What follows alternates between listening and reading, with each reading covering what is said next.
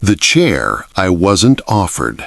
March 4th, 2019, Chicago, Illinois. The hallway outside the executive floor smelled like lemon polish and cold air, the kind that never quite warms your hands. I was halfway past the glass wall when the door opened behind me. "Sit down," the CEO said. Not loud, not sharp, just certain.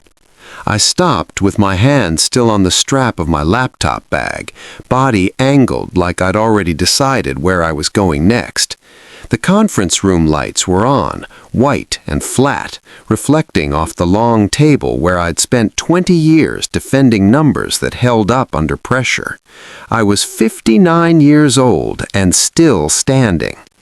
Laura gestured to the chair nearest the door, not the one across from her, not the one at the head, the spare.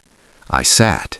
She didn't open a folder, didn't check her phone. She just studied me the way you look at a bridge before deciding whether to drive a heavier truck across it. "Before anything else," she said, "I need to ask you something." I waited. "When was the last time you thought about what comes after you?" The question landed wrong, not cruel, strategic. I felt it then, the shift, not about performance, not about skill, something quieter, more permanent. Before I could answer, the door opened again. Ethan Cole walked in like he owned the air. Younger, clean suit, the kind of confidence that comes from never having to explain yourself twice. He nodded at Laura, then glanced at me with polite disinterest, like I was a coat left on a chair. "Sorry," he said. "Board prep ran long." Laura's jaw tightened a fraction. I noticed. I always noticed. Ethan pulled out a marker and moved to the whiteboard without asking. "We're talking alignment," he said, writing the word big enough to dominate the room. "Future-facing posture." I didn't interrupt. I'd learned years ago that men like Ethan reveal more when you let them keep talking. Laura folded her hands. "This isn't about posture." Ethan smiled. "Everything's about posture." That's when I understood. This wasn't a conversation, it was a transition, and I hadn't been invited to decide whether it happened, only how quietly. Laura finally looked at me again. Her eyes weren't cold, they were careful. "You're not in trouble," she said. "That's how you know you are." Outside the glass wall, people passed carrying coffee, unaware a line was being drawn. Inside, Ethan kept writing. Boxes, arrows, a future with no room marked for my name. I didn't feel angry, I felt clear, because when someone asks you to sit down without offering you a seat at the table, they're already planning to stand on your absence, and I had no intention of making it easy. Part 2. Laura's question was the warning. Laura waited until Ethan finished filling the board before she spoke again. "Alignment isn't the issue," she said, calm enough to sound neutral. "Continuity is."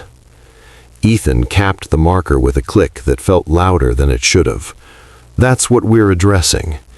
He finally looked at me then, not at my work, at my age, at the years he assumed were already behind me. "You've carried operations a long time," he said. "No one disputes that, but the board's thinking about phase transitions." There it was, the phrase you use when you want something to sound scientific instead of personal. Laura turned slightly toward me. "When was the last time you thought about what comes after you?" she repeated.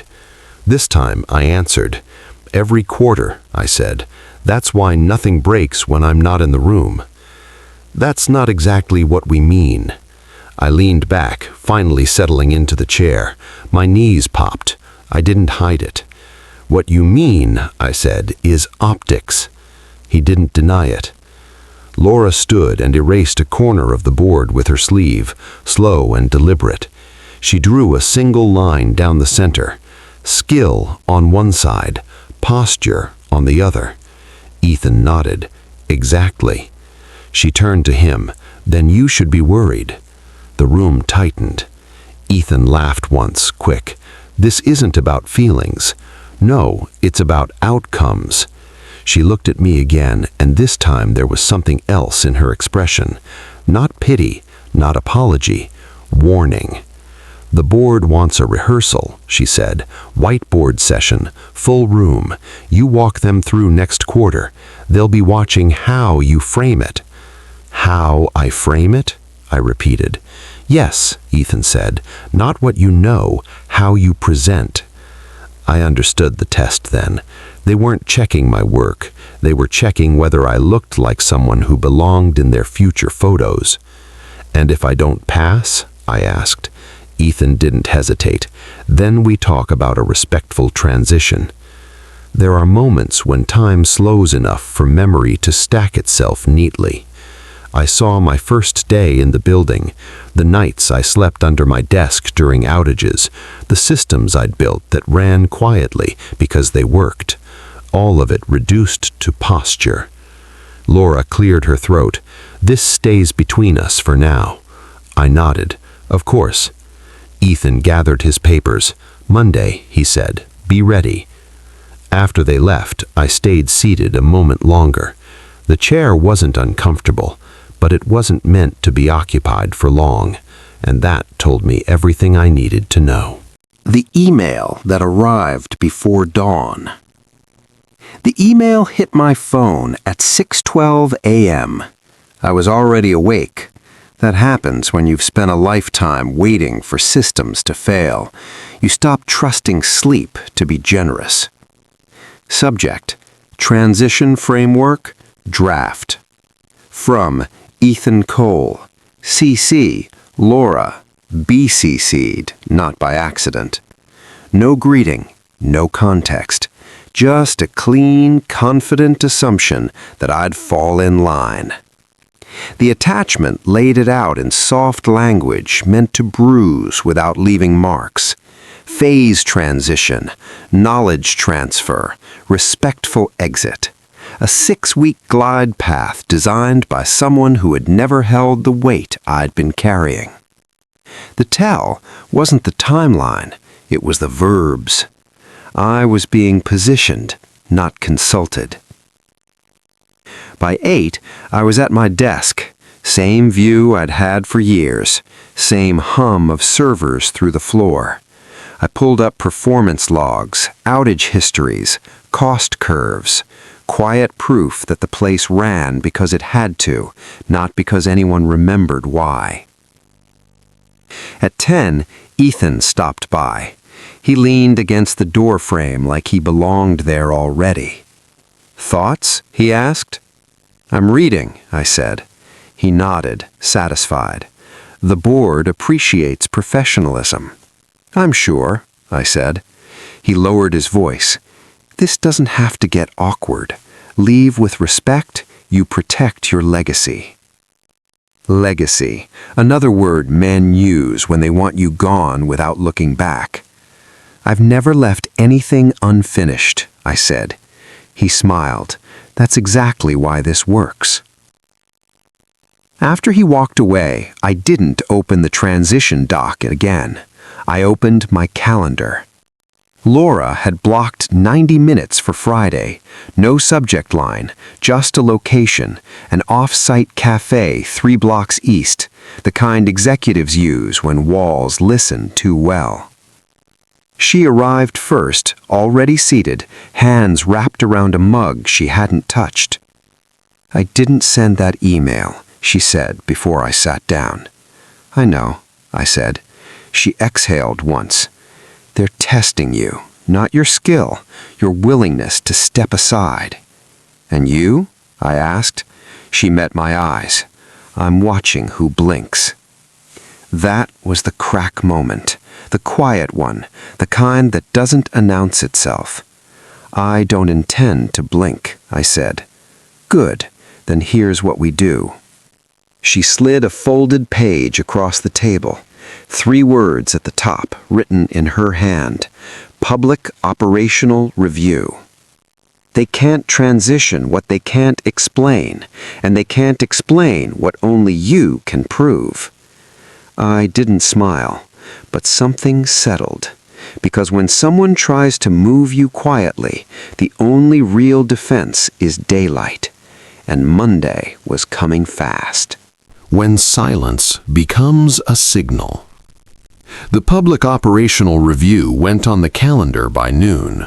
No announcement, no fanfare, just a standard invite routed through Laura's office and copied to the board. The subject line was boring enough to look harmless. That's what made it effective. By Friday afternoon, the building felt different. People didn't know why yet, but they sensed movement.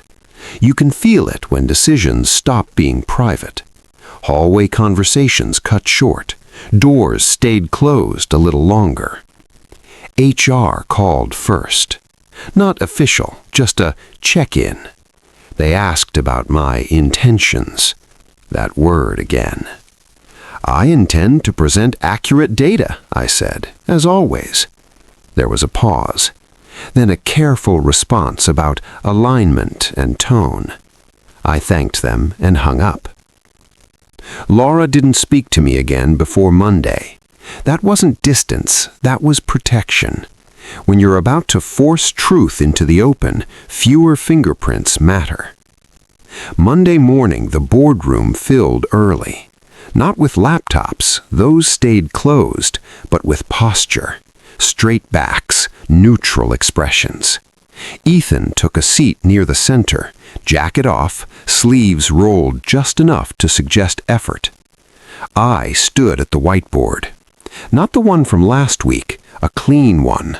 No arrows, no buzzwords. I didn't start with the future. I started with the past.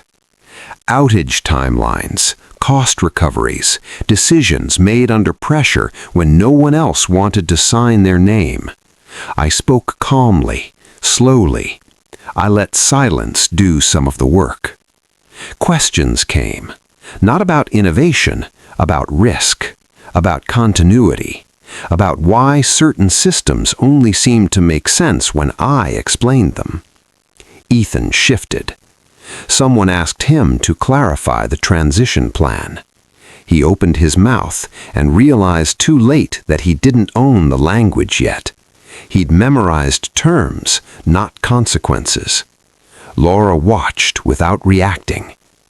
Then came the question that cracked it open. What happens, a board member asked, if he leaves before this transfer is complete? The room went quiet. Ethan answered first. We'll manage. I waited. Laura didn't jump in, so I spoke. You won't, not because you're incapable, because the plan assumes knowledge that hasn't been written down yet, and it can't be rushed without loss. No threat, no drama, just truth. The room leaned toward me, not physically, intellectually. Laura finally spoke. This isn't about age, she said. It's about outcome, and outcomes don't care who looks modern. No one argued. When the meeting ended, Ethan didn't approach me. He packed his bag and left like someone who had misread the room one step too early. Laura caught my eye as I gathered my things. Not a smile, a nod. That's when I knew. The test hadn't been about whether I could step aside. It had been about whether the company could afford to push me out. And the answer was now on record. Repositioned without apology. The follow-up didn't come the way Ethan expected. There was no quiet meeting, no let's take a walk, no envelope slid across a desk. Instead, there was an updated org chart sent late Tuesday afternoon. No announcement, just facts. My role wasn't removed, it was reframed. Principal Operations Architect, direct board reporting, no transition date. Ethan's name moved too, not out, just sideways, strategy. No operational authority, a role that looked impressive on paper and carried none of the leverage he'd assumed. By Wednesday, people started stopping by my desk again, not to congratulate, to check their footing. When structures shift, everyone wants to know where the load-bearing walls are. HR scheduled another meeting, this one official. Different tone. They spoke about clarity now, about retaining institutional knowledge, about long-term stability. I listened, said little.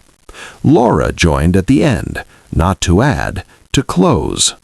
We're not correcting a mistake, we're acknowledging reality. No one argued. Ethan never addressed it directly. He sent a short note instead, polite, careful, something about respect and learning curves. I didn't reply. There was nothing to clarify.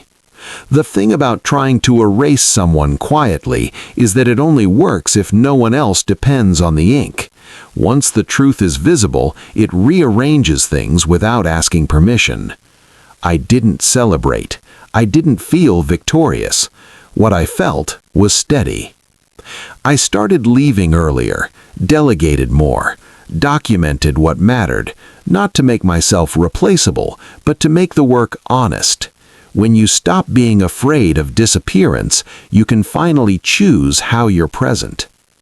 Laura stopped by my office one evening as I was shutting down. "They thought you'd fight," she said. "I didn't," I replied. She nodded. "You just stood where the facts were." That's the kind of revenge that lasts. No speeches, no scorched ground, no blood. Just truth applied at the right moment. I was 59 years old when they tried to move me aside. I'm older now, still here. And the chair they once offered me near the door, I don't sit in it anymore, because some positions aren't taken, they're earned, and then defended by simply refusing to disappear. What stayed after the door closed? I'm past 60 now. Not retired, not clinging, just present in a way I wasn't before. The work changed after that Monday. Not louder, not easier, just clearer. Meetings got shorter, decisions got cleaner. People stopped mistaking momentum for wisdom. Ethan lasted another year. He left with a polite announcement and a generous paragraph about new opportunities. No one asked what those were. Power doesn't vanish, it just looks for softer rooms. Laura stayed. Not because she won, but because she understood something most leaders learn too late. Institutions don't fail from lack of vision. They fail from disrespecting the people who kept them standing when vision ran out. I never told this story at work. I didn't need to. It showed up in quieter ways. Systems that didn't break, teams that didn't panic, younger managers who started asking better questions instead of rehearsing better phrases. That's the real outcome. Not revenge, accuracy. Here's what I learned, and what I'll leave you with. When someone tries to move you quietly, they're betting you'll mistake silence for dignity. You don't have to shout. You don't have to threaten. You don't have to burn anything down. You just have to stand where the truth is and let it do the work. If this story felt familiar, if you've ever been asked to sit down when what they meant was step aside, then remember this. Experience isn't something you age out of. It's something others grow into if they're willing to learn. And if they're not, that's not your failure to carry. If this story resonated with you, if you know someone navigating that quiet pressure, that polite erasure, like it, share it, subscribe for more stories like this. Because the most powerful response to being underestimated isn't anger. It's staying visible, staying grounded, and refusing to disappear before the truth has had its say.